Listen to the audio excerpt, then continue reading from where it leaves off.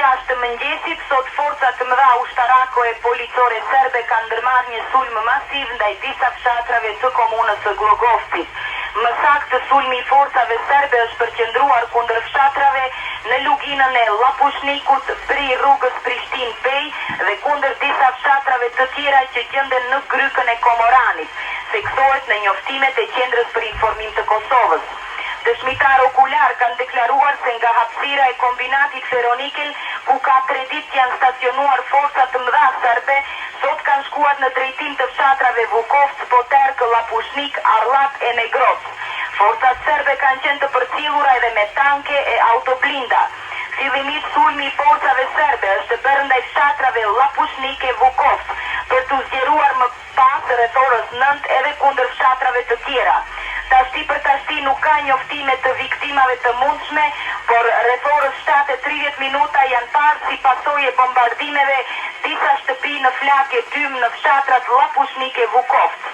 Njëherë saktësohet se pas bombardimeve të fshatrave të sipërpërmendura, tankset dhe autoblindat e këmbësoria e forcave serbe kanë filluar të dëpërtojnë në lagjen e Karaqicëve dhe Bogiqeve në fshatin Vukovc.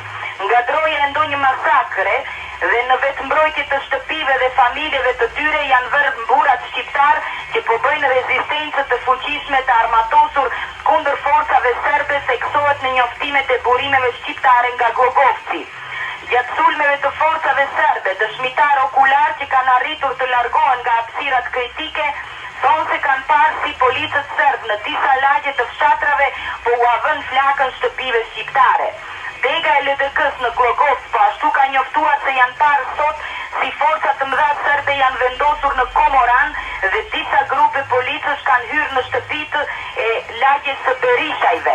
Bëhet e ditur se forcat serbe më pas kanë vazhduar ofenzivën nga Komorani në fshatin Kishnarek dhe ka drojë se do sulmohen fshatrat e grykës së Komoranit, ku poshtë fshatit Kishnarek gjenden edhe Nekoci, Fushtica, Petreshtica, Bainca e të tjera.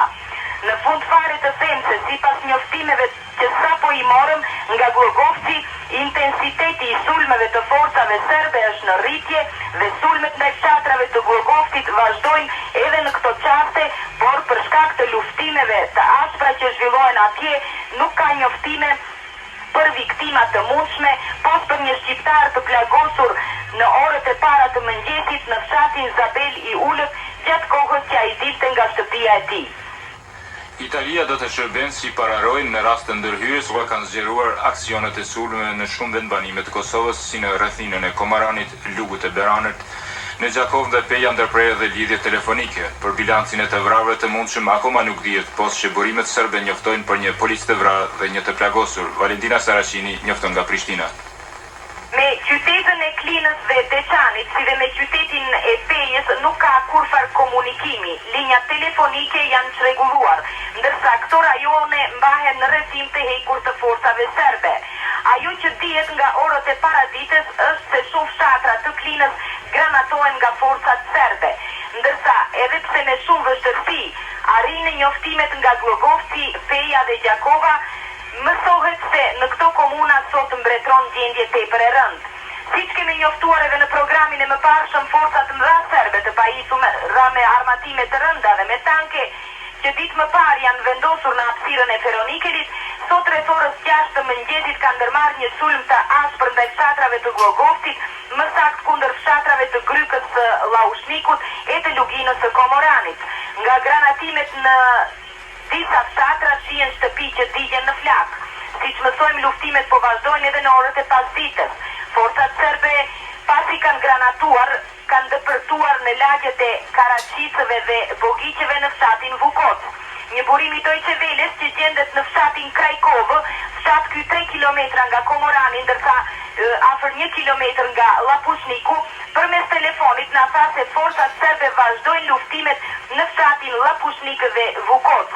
Burimi i Deutsche Welles tha se në këto dy fshatra ka luftime të ashpra, sepse sulmeve të forcave serbe u kundërvehen në vetmbrojtje banorët shqiptar të fshatrave, ndërsa vërehen disa shtëpi në këto dy fshatra që po digjen nga granatimet.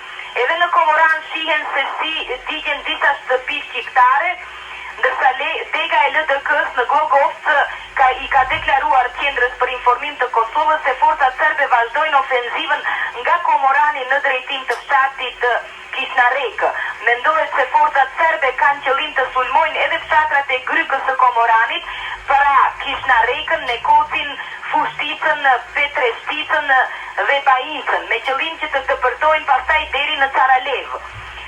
Përndryshe njoftohet se forcat të mëdha serbe kanë bllokuar zonat rreth fshatrave Llaushmik, andaj nuk ka njoftime deri më tash për viktima të mundshme.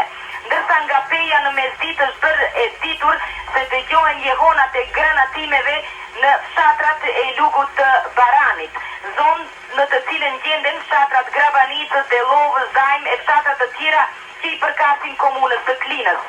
Ndërkohë që lidhjet telefonike me Klinën janë ndërprerë, nuk ka njoftime të plota çfarë aktualisht pra pas dite po ngjet në këtë region. Por situatë tensionuar dhe rrezikshme thuhet se paraqitet edhe në qytetin e Pejës. Por me që ndërkohë është e pamundur të vënë lidhje telefonike me burimet shqiptare atje, shumë fjalë që qarkullojnë këtu mbeten të pakonfirmuara dhe në nivelin e spekulimeve. Ndërkaq përkundër vështirësive të mëdha të komunikimit me Gjakovën, ku sot në vetë qytet janë shkyqur rrjetet telefonike, përmes lidhjeve të tjera, megjithatë burimet e qendrës për informim të Kosovës konfirmojnë se gjendja në komunën e Gjakovës vazhdon të jetë dramatike.